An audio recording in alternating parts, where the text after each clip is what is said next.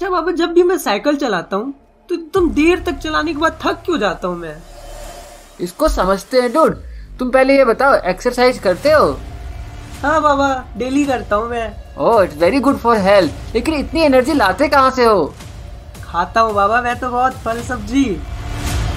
तो कभी सोचा है कि सब्जी के पास एनर्जी कहाँ से आई? वेजिटेबल्स को एनर्जी कहाँ से मिल गई? वो तो ट्री के पास होता है, प्लांट के पास होता है, और लोग से तोड़ लेते हैं, वहाँ से खाते हैं अपन। और ट्री को कहाँ से एनर्जी मिलता है ड्यूड? ट्री तो सन से एनर्जी लेती है बाबा। और सन के पास एनर्जी कैसे आती है ड्यूड? ये तो पता नहीं। यहाँ पे न्यूक्लियर रिएक्शन होता है ड्यूड, और सन बहुत सारी एनर्जी रिलीज करता रहता है। अभी तक कंटिन्यूअस प्रोसेस चल रहा है ड्यूड। ओके, मतलब अर्थ का जो main direct source of energy और सन ही है। यस, इसको हम मास्टर सोर्स ऑफ एनर्जी भी कह सकते हैं। ओके बाबा। बाबा, सन से तो हमको मिल गया हीट एंड लाइट एनर्जी, और कितने फॉर्म्स ऑफ एनर्जी होते हैं? ड्यूड, हमारे आसपास सब जगह एनर्जी है। वाटरफॉल तुम देखे ही होगे ड्यूड, और इसमें वाटर के पास काइनेटिक एनर्जी भी होती है और पोटेंशियल एनर्जी भी होती है। हम आगे पढ़ेंगे। ओके बाबा। हम साउंड सुनते हैं, गाना सुनते हैं, इसमें साउंड एनर्जी होती है ड्यूड। ओके, ये तो सोचा ही नहीं था बाबा। जो हम फ्रूट्स खाते हैं ना ड्यूड, उसमें भी केमिकल एनर्जी होती है। हम तो एनर्जी से घिरे हुए हैं बाबा। यस ड्यूड, और यही खा के तो हम अपना काम कर पाते हैं। जो सबसे छोटा यूनिट ऑफ मैटर होता है ना, एटम, उसमें भी एटॉमिक एनर्जी होती है ड्यूड। अरे बाप रे। और गैलेक्सी में तो एनर्जी ही एनर्जी है। एनर्जी तो हर जगह है बाबा फिर। यस ड्यूड, आसमान से लेकर पाताल तक, छोटे से लेकर बड़ी चीजों तक। ड्यूड, एनर्जी के बिना तो दुनिया ही इम्पॉसिबल है। ड्यूड, रोड पे इतनी गाड़ियां चलती है, वो एनर्जी के कारण चल रही है। और हमारे घर में जो इलेक्ट्रिसिटी आती है, वो पावर प्लांट के हेल्प से आती है। और पावर प्लांट इलेक्ट्रिसिटी जनरेट करने के लिए कोल को यूज करते हैं। और जो हम पेट्रोल जो गाड़ियां में डालते हैं या डीजल डालते हैं, उसके लिए हम क्रूड ऑयल यूज करते हैं, जिसको हम पानी से भी एक्सट्रैक्ट करते हैं, जमीन से भी निकालते हैं। और जो हम पावर प्लांट देख रहे थे ना, तो ज्यादातर power plant coal based power plant होते हैं और इलेक्ट्रिसिटी प्रोड्यूस करते हैं। लेकिन ये जो सोर्स है ना, जैसे कि क्रूड ऑयल, फॉसिल फ्यूल्स यानी कि कोल, ये सब बहुत ज्यादा पॉल्यूशन भी करते हैं ड्यूड। इसलिए आजकल हम रिन्यूएबल सोर्स ऑफ एनर्जी की तरफ आगे बढ़ रहे हैं। जैसे वाटर की एनर्जी यूज करते हैं हम हाइड्रो पावर प्लांट में। सन का तो पता ही है, हम सोलर एनर्जी यूज करते हैं, सोलर पैनल्स लगाकर। विंड एनर्जी को भी यूज करी जा सकती है इलेक्ट्रिसिटी प्रोड्यूस करने के लिए। हम डे बाय डे रिन्यूएबल्स की तरफ बढ़ रहे हैं और हमारी एनर्जी क्राइसिस के इशू को सॉल्व करना चाह रहे हैं। तुम भी इस डायरेक्शन में सोचकर इस कंट्री की, इस पूरी वर्ल्ड की हेल्प कर सकते हो। ओके बाबा, मैं जरूर ट्राई करूंगा बाबा, क्योंकि पॉल्यूशन तो बहुत हमारे पृथ्वी को एक न एक दिन ले डूबेगी बाबा। Yes dude. ठीक है बाबा, एनर्जी तो आपने बता दिया, समझ में आ गया, लेकिन ये फिजिक्स में कैसे डिफाइन करेंगे? होता क्या है ये एनर्जी? तो ड्यूड, तुम एनर्जी के लिए बस अभी इतना ध्यान रखो, energy is the capacity to do work. अब कैपेसिटी क्या होती है वो समझते हैं, और वर्क तो हमें पता ही है। ओके बाबा। तो देखो ड्यूड, वर्क तो फोर्स इनटू डिस्प्लेसमेंट होता है, जैसा हमने पढ़ा था। हाँ। और कैपेसिटी का मीनिंग यहाँ पे है कि मैक्सिमम पॉसिबल वर्क कितना कर सकता था, समझे? ओके। तो ड्यूड, हमने देखा एनर्जी की डेफिनेशन को कि मैक्सिमम पॉसिबल वर्क हम जो कर सकते हैं वो एनर्जी कहलाती है। तो ये बताओ, वर्क की ऐसे यूनिट क्या होती है ड्यूड? वर्क की तो जूल होती है, न्यूटन मीटर भी। और एनर्जी तो क्या होती है? जब मैक्सिमम पॉसिबल वर्क कर सके तो एनर्जी की भी ऐसे यूनिट क्या होगी ड्यूड? एनर्जी, इसका भी जूल होगा क्या? यस ड्यूड, इसकी भी जूल होती है ऐसा यूनिट। अब बताओ मुझे, अगर मेरे पास 100 जूल ऑफ एनर्जी है तो मैं मैक्सिमम कितना वर्क कर सकता हूँ? 100 जूल का। चलो अब और भी अच्छे से इसको फील करके समझते हैं। ये कार एक टॉय कार है और इसको फोर्स लगाना पड़ रहा है 2 न्यूटन का, और ये डिस्प्लेसमेंट इतना करती है लगभग 5 मीटर। तो तुम मुझे ये बताओ, इसको कितनी एनर्जी चाहिए इतना डिस्टेंस ट्रेवल करने के लिए? तो इसका वर्क डन निकालेंगे, मैक्सिमम कितना होगा? 2 × 5 10 जूल हो जाएगा वर्क डन। तो 10 जूल का एनर्जी चाहिए इसको, 10 जूल का बैटरी चाहिए, इसका मतलब। यस, कम से कम 10 जूल ऑफ एनर्जी तो चाहिए, तभी इतना ये वर्क कर पाएगा। ओके। हाँ बाबा, इसका बैटरी तो कम होते जा रहा है जैसे जैसे ये आगे बढ़ रहा है। इसका मतलब क्या समझ रहे हो डूड? जैसे जैसे ये वर्क कर रहा है तो इसकी एनर्जी कम होती जा रही है ना। हाँ, इसको याद रखना, मैं आगे कॉन्सेप्ट बताऊंगा इस पर। ओके। अच्छा बाबा, अभी तक तो एनर्जी वर्क डन बताया आपने, जैसे ये बैटरी है, चलो इसमें समझ में आता है वर्क डन कर सकता है, उसमें एनर्जी होता है। लेकिन कोई नॉन लिविंग थिंग जिसमें बैटरी भी नहीं लगा वर्क डन करेगा क्या कभी? ऐसे में तो नहीं करेगा वर्क डन, है ना? नहीं ड्यूड, वो कर सकता है। हम क्रिकेट के एग्जाम्पल के हेल्प से समझ सकते हैं। जब ये फास्ट बॉलर कुछ इस प्रकार बॉल रिलीज करता है तो ये देखो बॉल हिट करते ही स्टंप्स को बिखेर देती है, यानी कि बॉल वर्क कर रही है ना। बॉल वर्क, हाँ स्टंप तो पूरा हिल गया, मतलब कुछ तो वर्क कर रहा है स्टंप पे। यस ड्यूड, और बॉल के पास एनर्जी आती है क्योंकि हम मूव करके बॉल करते हैं, यानी कि खुद पहले तो रन अप लेते हैं और हाथ से उसको फेंकते हैं फोर्स लगा के, तो वो एनर्जी ट्रांसफर हो जाती है बॉल को, समझे? इसका मतलब आप ये कहना चाह रहे हो मैं अपना एनर्जी बॉल को देता हूँ, फिर बॉल जो नॉन लिविंग थिंग है वो किसी में भी एनर्जी कर सकती है, जैसे इस केस में स्टंप को बिखेर दी। Yes dude. अच्छा बाबा, इस लॉजिक से तो जैसे इस लॉजिक में कार आगे जा रहा था, इसका बैटरी कम हो रहा था, ऐसे मैं भी कुछ काम करूंगा तो मेरा एनर्जी कम होते जाएगा। Yes dude. तो ड्यूड एक एग्जांपल के हेल्प से समझते हैं। जैसा कि ये मैन इस ट्रॉली को पुश कर रहा था तो इसने फोर्स राइट डायरेक्शन में लगाया और डिस्प्लेसमेंट भी राइट डायरेक्शन में हुआ, तो वर्क डन पॉजिटिव है ना ड्यूड? हाँ बाबा। इक्वल्स टू F/S, ठीक है। तो इस इंसान के पास जो एनर्जी आई वो कुछ खाने से आई होगी। हाँ ओके, तो हमें पता है अगर हमारे पास एनर्जी होती है तो हमारे पास कैपेसिटी होती है वर्क करने की, राइट? हाँ। तो हमें जो एनर्जी थी, मान के चलो E एनर्जी थी इस पर्सन के पास, इसने इस ट्रॉली पर कुछ वर्क किया, तो क्या होता है ना, जब भी हम किसी पर वर्क करते हैं तो हमारी एनर्जी थोड़ी कम होने लगती है ड्यूड, और जिस पर वर्क किया जाता है उसकी एनर्जी बढ़ जाती है। तभी तुम देख सकते हो कि ये ट्रॉली आगे बढ़ने लग गई है ना।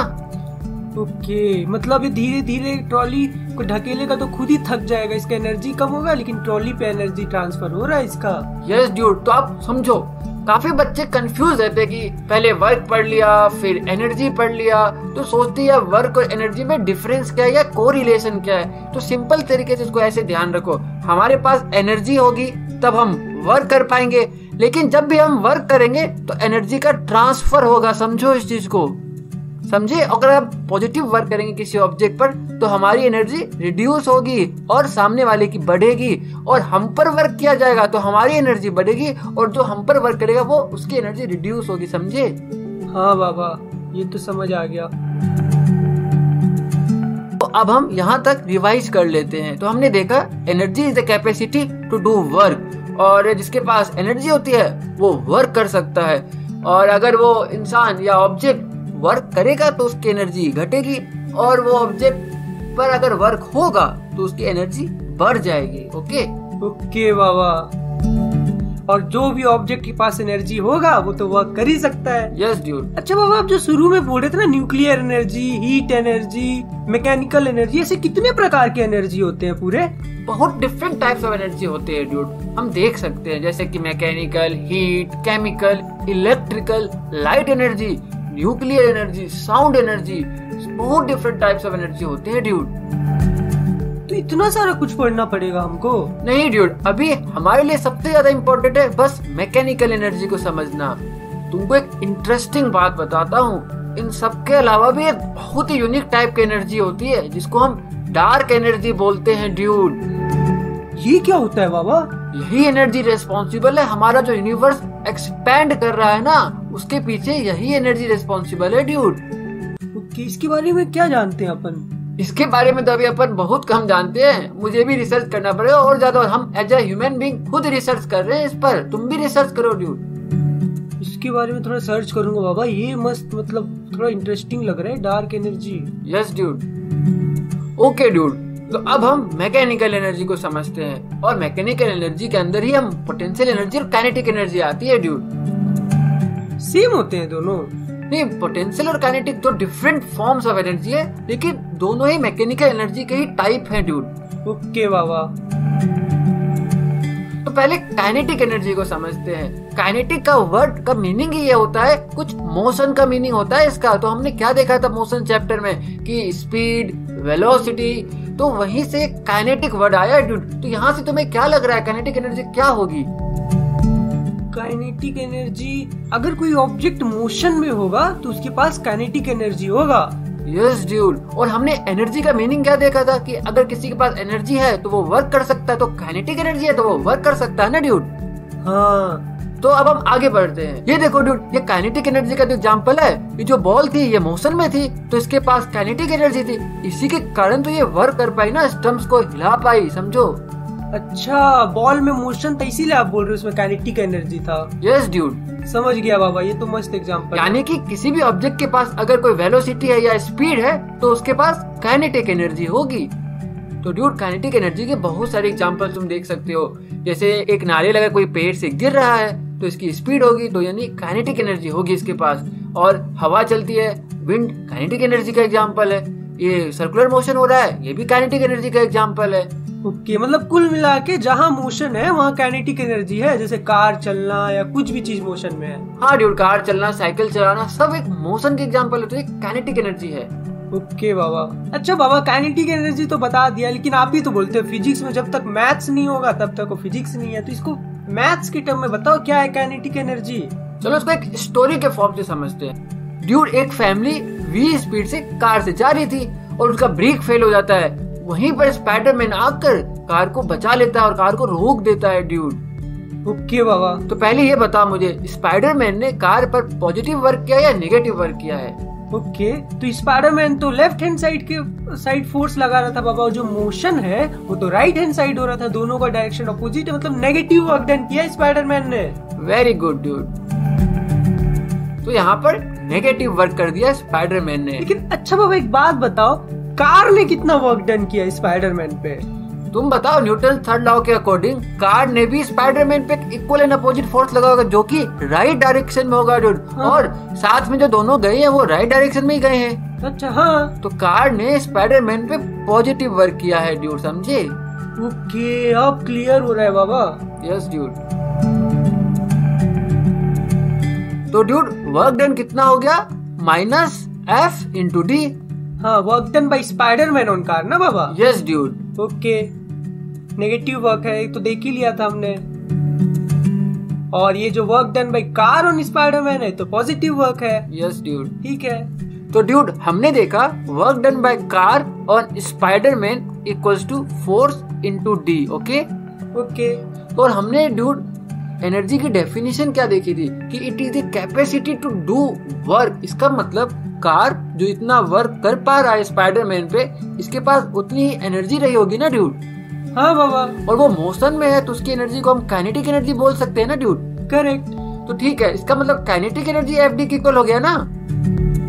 हाँ, क्योंकि जितना वर्क डन करेगा उतना एनर्जी उसके पास होना चाहिए, वो मोशन में था इसलिए काइनेटिक एनर्जी। ठीक है बाबा, समझ में आ गया। ओके ड्यूड, तो ठीक है, कार की इनिशियल वेलोसिटी थी u, फाइनल वेलोसिटी थी 0, और कार का एक्सीलरेशन क्या होगा ड्यूड? एक्सेलरेशन तो हो जाएगा F/m। F/m और साथ में माइनस साइन, क्योंकि हम यहाँ पर राइट डायरेक्शन को पॉजिटिव ले रहे हैं ड्यूड। ओके, तो जो राइट डायरेक्शन में मोशन में था उसको पॉजिटिव लिया है, और वो गाड़ी रुक रही थी क्योंकि स्पाइडरमैन लेफ्ट की ओर फोर्स लगा रहा था, तो कार का डी एक्सेलरेशन हो रहा था इसलिए नेगेटिव लिया है ना? Yes dude. तो और कार चली d डिस्टेंस, तो कुछ याद आ रहा है ऐसा कोई इक्वेशन ऑफ मोशन जहाँ पर इनिशियल वेलोसिटी होती है, फाइनल वेलोसिटी भी होती है, एक्सीलरेशन भी दिया होता है और डिस्टेंस भी दिया होता है, तो क्या होता है वो इक्वेशन ऑफ मोशन? तो याद है बाबा, v² = u² + 2as। ठीक है ड्यूड, अब हम वैल्यू सब्स्टिट्यूट करते हैं। ये हो गया 0 फाइनल वेलोसिटी, इनिशियल वेलोसिटी है u, और +2 एक्सीलरेशन को हम -F/m लिख देना ड्यूड। हाँ, और s को हम d लिख देते हैं यहाँ पर। ओके। इसका मतलब हुआ ड्यूड u² = 2FD/m। हाँ, ओके ड्यूड, FD को हमने क्या देखा था? FD तो काइनेटिक एनर्जी था ना ड्यूड? हाँ, तो यहाँ से क्या आ गया ड्यूड? देखो काइनेटिक एनर्जी का फॉर्मूला, काइनेटिक एनर्जी = ½ m/u²। समझे? इसको हम ऐसे भी लिख सकते हैं, kinetic energy of a moving object = ½ mv², जहाँ पर v है उसकी वेलोसिटी। ओके बाबा, समझ गया। और कोई ऑब्जेक्ट रेस्ट पे है तो उसकी काइनेटिक एनर्जी कितनी होगी ड्यूड? कोई ऑब्जेक्ट रेस्ट में है तो 0 होगी, क्योंकि वेलोसिटी तो 0 है। Yes dude. ठीक है बाबा, काइनेटिक एनर्जी तो चलो मैथमेटिकल भी प्रूव कर दिया, लेकिन ये पोटेंशियल एनर्जी क्या होता है बताओगे? यस ड्यूड, अब हम पोटेंशियल एनर्जी को समझते हैं कि पोटेंशियल वर्ड का मीनिंग पता है ड्यूड क्या होता है? पोटेंशियल पता नहीं बाबा। ड्यूड, तुम्हारे अंदर बहुत पोटेंशियल है, ऐसा कभी सुना है? हाँ, तो पोटेंशियल एनर्जी भी कुछ ऐसी चीज है ड्यूड कि पोटेंशियल टू डू वर्क। समझो, जैसे कि काइनेटिक एनर्जी में क्या था, एक मूविंग ऑब्जेक्ट था तो उसके पास कैपेसिटी थी डू वर्क करने की, लेकिन पोटेंशियल एनर्जी का मीनिंग कुछ ऐसा है कि उसके पास पोटेंशियल टू डू वर्क है। जब भी उसे मौका मिलेगा तो वो कर डालेगा वर्क, समझे? बाबा तो देखो, इसको एग्जाम्पल की हेल्प से समझते हैं। अच्छा डूड, ये बताओ, एक बॉल है जिसका मास m है और दीवार से वो हैंग कर रही है रूप से, तो ये बताओ इसके पास कोई एनर्जी है क्या? कोई एनर्जी नहीं है बाबा, ये तो रेस्ट में है ना, ये तो बस। तो काइनेटिक एनर्जी जीरो हुई ना डूड, रेस्ट पे है तो। इसमें तो कुछ है ही नहीं ना, कुछ बैटरी लगा है ना खाना खाता है, इसमें कहाँ कुछ एनर्जी है बाबा। यही तो छुपा रिश्ता है ना पोटेंशियल एनर्जी डूड। अब देखो, इसको अगर काट दूं अगर मैं यहाँ पे, तो क्या होगा? गिर जाएगा बॉल। तुरंत मोशन में आ गया था ना डूड। हाँ, और गिरता है तो अगर ये गिलास हो तो तोड़ भी सकता है उसे, है ना? हाँ, तो तुम समझो ड्यूड, ये रेस्ट पे तो था लेकिन इसके अंदर एनर्जी स्टोर्ड थी पोटेंशियल के फॉर्म में। जैसे इसको काटा, इस रस्सी को काटा, तुरंत वो अपनी एनर्जी का कैपेसिटी दिखाने लग गया कि मैं काम कर सकता हूँ, समझे? अच्छा, काटने के बाद इसके पास काइनेटिक एनर्जी आ गया, लेकिन इसके पहले कहाँ था इसके पास एनर्जी बाबा? इसके पास पोटेंशियल एनर्जी थी ड्यूड, क्योंकि जब हमने इसको रूप से हैंग किया ना, तो अर्थ के अपोजिट इसको फोर्स लगाकर हमने इस हाइट तक पहुंचाया और वही चीज इसके अंदर स्टोर्ड हो गई, समझे? ओके, थोड़ा तो मुश्किल है लेकिन समझ में आ रहा है कुछ है, लेकिन थोड़ा मैथमेटिकल के टर्म में बताओ तो और अच्छे से समझ आ जाएगा। ओके ड्यूड, चलो समझते हैं। बॉल का मास m था, तो इस पर अर्थ कितना फोर्स लगाएगी ड्यूड? अर्थ mg लगाएगी। mg लगाएगी, और हमें इसे h हाइट ऊपर ले जाने के लिए मिनिमम कितना फोर्स लगाना पड़ेगा ड्यूड? फोर्स? हाँ ड्यूड, ये तो पता नहीं ड्यूड। mg ही तो ऊपर की तरफ लगाना पड़ेगा ना कम से कम, नहीं तो ये ऊपर कैसे जाएगी? हाँ ठीक है, अगर मैं बोलूं इस बॉल को यहाँ से लेकर यहाँ तक एक कांस्टेंट वेलोसिटी से ले जाया जाए और h हाइट ले जाया जाए, तो उस पर फोर्स mg लगानी पड़ेगी ना? हाँ ठीक है ड्यूड, तो work done by force applied by our hand यानी कि mg कितना होगा उसको h हाइट ले जाने में? एक मिनट, आप बोल रहे हो कि इसको ऊपर ले जाना है h हाइट तक, तो वर्क डन निकालो, है ना? Yes dude. तो अपन को फोर्स लगाना पड़ेगा mg, और जो डिस्प्लेसमेंट है h, तो mg इंटू h हो जाएगा, ये वर्क डन हो गया। यस ड्यूड, ये वर्क डन हो गया। और यहाँ पर चेंज इन काइनेटिक एनर्जी क्योंकि जीरो है, क्योंकि इनिशियल काइनेटिक एनर्जी और फाइनल काइनेटिक एनर्जी सेम है, तो ऐसे केस में पता है ड्यूड क्या होता है? क्या होता है? जो भी हम वर्क करते हैं ना किसी ऑब्जेक्ट पे, वो उसके अंदर स्टोर हो जाता है और उसको हम कहते हैं ग्रेविटेशनल पोटेंशियल एनर्जी, समझे? मतलब ये बोल रहे हो जो आपने वर्क डन निकाला है mgh, वही है उसका पोटेंशियल एनर्जी? यस ड्यूड, यही उसके अंदर स्टोर हो जाती है। जैसे तुमने जब ये काटा ना सीजर से, तो यही एनर्जी स्टोर थी जो कि रिलीज हो गई। अब वो मोशन में आ गया, अब उसकी एनर्जी काइनेटिक एनर्जी में बदलने लग गई, समझे? और पोटेंशियल एनर्जी के और भी बहुत टाइप्स होते हैं डूड, जैसे कि इलास्टिक पोटेंशियल एनर्जी। जब तुम गुल्लेल चलाते हो ना, तो वो इलास्टिक पोटेंशियल एनर्जी स्टोर हो जाती है, और जैसे हम छोड़ते हैं तो स्टोन मोशन में आ जाता है। ओके बाबा, स्प्रिंग भी? यस डूड, स्प्रिंग भी इलास्टिक पोटेंशियल एनर्जी का एग्जांपल है। जैसे ही ये स्प्रिंग को तुम थोड़ा सा दबाओ और फिर छोड़ दो, तो कोई भी अगर मास यहाँ पे उसका रखा हो तो उसको वो बहुत आगे फेंक देगा। अच्छा, और जो ग्रेविटेशनल पोटेंशियल एनर्जी होता है वो बोल रहे हो हाइट के कारण होता है ना? यस ड्यूड, वो हाइट पे डिपेंड करती है। अर्थ के सरफेस से जितना ऊपर तुम ले जाओगे उसकी पोटेंशियल एनर्जी बढ़ती जाती है। समझ गया बाबा। अच्छा बाबा, पोटेंशियल एनर्जी तो समझ आ गया, लेकिन मेरा एक डाउट है, पता है क्या? अगर मान के चलो मैं फर्स्ट फ्लोर में हूँ, ठीक है, और मैं अगर छत से देखूँ तो मेरा जो नीचे तक ग्राउंड तक है वो h हाइट है, ठीक है, लेकिन और छत से देखूं जो मेरा फ्लोर है, कमरा का फ्लोर है, वो तो h1 हाइट में। तो यहाँ जब पोटेंशियल एनर्जी कैलकुलेट करूंगा तो कौन सा हाइट लूंगा मैं? Good question dude. जो पोटेंशियल एनर्जी में h है ना, वो एक रिलेटिव चीज है। रिलेटिव का मीनिंग, जैसे कि हमने फॉर्मूला डिराइव करते वक्त ग्राउंड से एक बॉल को h हाइट तक पहुंचाया था ड्यूड, तो वैसा ही ड्यूड यहाँ पर है। जैसे कि अगर मैं इस फ्लोर को अपना रेफरेंस पॉइंट ले लूँ ना, तो इसके लिए h1 हो गया, लेकिन अगर मैं ग्राउंड से इसकी हाइट नापूं तो ये h है। तो पोटेंशियल एनर्जी जब भी हम कहते हैं तो हमें बताना जरूरी होता है हम किस रेस्पेक्ट में बता रहे हैं। जैसे कि ये मोशन में हमने पढ़ा था ना, किसी की पोजीशन एक ओरिजिन के रेस्पेक्ट में बताते हैं, कुछ वैसा ही है ड्यूड। अगर मैं यहाँ पर बैठ के पूछूं तुमसे कि चलो बताओ इस हाइट के रेस्पेक्ट में इसका पोटेंशियल एनर्जी क्या होगा, तुम बोलोगे mgh1। और मैं तुम्हें यहाँ पे बैठ के पूछूंगा अब बताओ इस हाइट के रिस्पेक्ट में इसका पोटेंशियल एनर्जी कितना होगा, तो तुम बोलोगे mgh, समझे? ओके बाबा। और अब बताओ तुम मुझे एक बात, ये इंसान जो रूम के अंदर है तो उसके लिए बॉल कहाँ तक नीचे गिरेगी? ये तो H1 हाइट तक गिरेगा। हाँ, तो वो तो अपने हिसाब से mgh1 ही बोलेगा ना, पोटेंशियल एनर्जी। हाँ बाबा। और जो ग्राउंड पे इंसान है उसके लिए बॉल कहाँ से गिरेगी? वो तो H हाइट से गिरेगी। हाँ, तो वो तो अपने रेस्पेक्ट में इसकी पोटेंशियल एनर्जी mgh कैलकुलेट करेगा ना ड्यूड। हाँ, ऐसे तुम ध्यान रख सकते हो इस चीज को। ओके।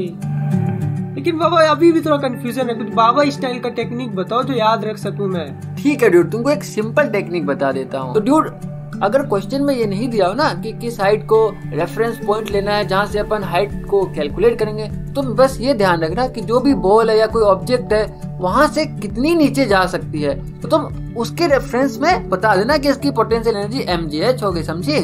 ओके बाबा, समझ गया, अब कंफ्यूजन नहीं रहेगा। ओके डूड, तुम पोटेंशियल एनर्जी तो समझ चुके हो। इस केस में इस बॉल की पोटेंशियल एनर्जी बताओ कितनी है? ओके, तो ये तो ऐसा स्लैंट हाइट से यहाँ ऐसा गोल गोल घूमते हुए नीचे चले गया, मतलब पूरा डिस्टेंस जो है वो तो 5 है। मतलब ये ले लूंगा m, बॉल का मान के चलो मास m है, g और हाइट 5, क्योंकि 5 मीटर चला है वो, 5 mg। वेरी रॉन्ग ड्यूड, ये गलत है। देखो ड्यूड, हमने क्या देखा था कि पोटेंशियल एनर्जी में जो h होता है वो 2 पॉइंट के बीच में हाइट का डिफरेंस होता है। अब ये पॉइंट और ये पॉइंट, इनके बीच में हाइट का डिफरेंस 4 मीटर है ड्यूड। तो इसका मतलब कहना चाह रहे हो बॉल कहीं से भी जाए जो हाइट है वही लेंगे? यस ड्यूड, उसकी सिर्फ हाइट लेना है हमें। तो यहाँ पर करेक्ट पोटेंशियल एनर्जी आएगी mg इंटू h, जो कि है 4। ये तो समझ गया बाबा, लेकिन ये कैसे हो रहा है ये समझा सकते हो? इसको समझते डूड। चलो डूड, इस बॉल की जर्नी को देखो और मुझे बताओ इस इंटरवल में ग्रेविटेशन ने कितना वर्क किया इस बॉल पे? इस इंटरवल में तो ग्रेविटेशन का जो डायरेक्शन है नीचे की ओर है, लेकिन मोशन तो राइट की डायरेक्शन में। और आपने बताया था कि अगर फोर्स और डिस्प्लेसमेंट के एंगल 90 डिग्री है तो वर्क डन 0 होगा। 0 है वर्क डन ग्रेविटेशन के कारण। Very good. इस इंटरवल में बताओ जब बॉल यहाँ से यहाँ तक आती है, इसमें वर्क डन होगा, बॉल का मास मान के चलो m है और तो फोर्स mg लगेगा और डिस्प्लेसमेंट है 2 mg। Very good dude. अब इस इंटरवल में बताओ डूड। 0। Very good. और लास्ट इंटरवल में बताओ डूड। 2 mg। तो total work done by gravity कितना हुआ? 4 mg। 4 है ना? हाँ। और इतना ही वर्क डन हमें करना पड़ेगा इस बॉल को यहाँ तक पहुँचाने के लिए ड्यूड, समझे? यही तो था ना पोटेंशियल एनर्जी के डेरिवेशन में भी हमने देखा था कि हम इस पर कितना वर्क करेंगे यहाँ पे पहुँचाने के लिए। देखो, यहाँ से यहाँ ले जाने में हमें पहले 2 mg करना पड़ेगा, यहाँ से यहाँ हमें ग्रेविटेशन के अगेंस्ट कोई वर्क नहीं करना है, फिर यहाँ से यहाँ ले जाने में 2 mg, तो टोटल वर्क डन हमें करना पड़ेगा 4 mg, जो कि हो जाएगा potential energy of the ball, समझे? ओके, मतलब पोटेंशियल एनर्जी 4 mg आप इसलिए लिख रहे हो क्योंकि ग्रेविटेशनल के कारण है ना? यस ड्यूड, जो भी हम वर्क करेंगे ग्रेविटेशनल फोर्स के अपोजिट वो इसके अंदर स्टोर्ड हो जाएगी पोटेंशियल एनर्जी के फॉर्म में।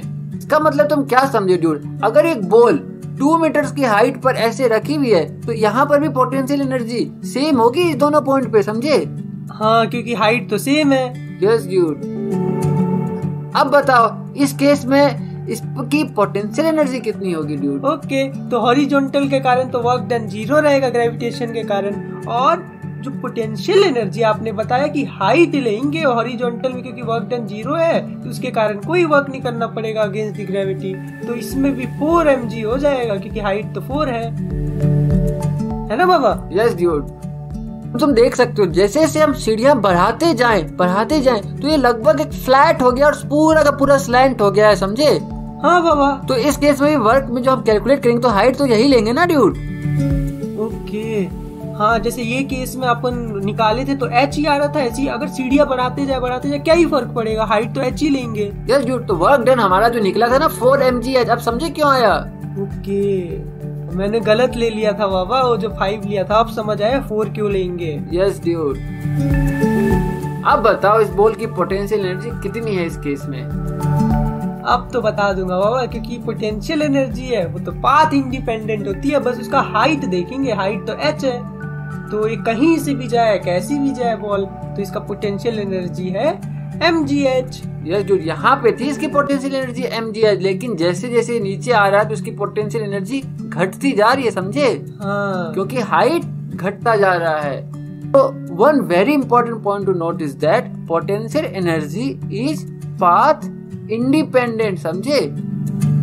ओके मतलब कि इस बॉल को हम अगर h हाइट पे ले जाए, कैसे भी ले जाए, चाहे वो जो पाथ गिवन है वैसे ले जाए, या फिर कुछ इस प्रकार ले जाए, या फिर डायरेक्टली सीधा ले जाए, तो पोटेंशियल एनर्जी इस बॉल की mgh ही होगी, समझे? ओके, मतलब बॉल कैसी भी आए, बस एच देखना है अपन को कितना हाइट में है ना? Yes dude. तो चलो एक क्वेश्चन सॉल्व करते हैं ड्यूड। यहाँ पर एक बॉल है जिसका मास है 1 kg और ये बॉलर इसे रिलीज कर रहा है कुछ इस प्रकार, कुछ 50 मीटर पर सेकंड की स्पीड के साथ। तो मुझे काइनेटिक एनर्जी बताओ बॉल की कितनी होगी? काइनेटिक एनर्जी हो जाएगा हाफ mv²। तो m है 1 और v है 50, तो 50 इंटू 50 हो जाएगा। तो बाबा ये तो हो गया 2500, उसको 2 से डिवाइड कर देंगे तो वो हो जाएगा 1250 जूल। और पोटेंशियल एनर्जी कैलकुलेट करो अब। पोटेंशियल एनर्जी तो हो जाएगा mgh। तो m है 1 kg, g को 10 ले लेते हैं, हाइट हो गया 2, तो 20 जूल हो जाएगा। तो ड्यूड मैकेनिकल एनर्जी बताओ, इस बॉल की मैकेनिकल एनर्जी इस पॉइंट पर कितनी है? ओके, काइनेटिक एनर्जी तो निकाल रखे थे 1250, पोटेंशियल एनर्जी है 20 जूल, दोनों को प्लस कर देंगे तो हो जाएगा 1270। ये हो गया 1270 जूल। ओके ओके बाबा, अब समझ आया ड्यूड साइकिल चलाते टाइम तुम थक क्यों जा रहे थे? हाँ बाबा, अब समझ आया मैं साइकिल चलाते चलाते क्यों थक जा रहा था, क्योंकि जो मैं साइकिल चला रहा था तो वर्क डन कर रहा था, जिसके कारण मेरा एनर्जी कम होते जा रहा था। ऐसा क्यों हो रहा था ड्यूड? अच्छा ड्यूड, इसका मतलब तुम साइकिल पे वर्क कर रहे थे तो तुम एनर्जी ट्रांसफर कर रहे थे अपनी, इसके कारण तुम्हारी एनर्जी कम होती चलेगी। ओके हाँ बाबा। तो ड्यूड तुमने कॉन्सेप्ट तो पढ़ लिया, पोटेंशियल एनर्जी, काइनेटिक एनर्जी और एनर्जी क्या होती है। अब तुम्हें कॉन्सेप्ट को मजबूत करने के लिए बहुत सारे क्वेश्चंस के होकर जाना पड़ेगा ड्यूड। ओके बाबा, पूरा पोटेंशियल एनर्जी क्वेश्चन बनाने में लगा दूंगा अपना। Yes dude.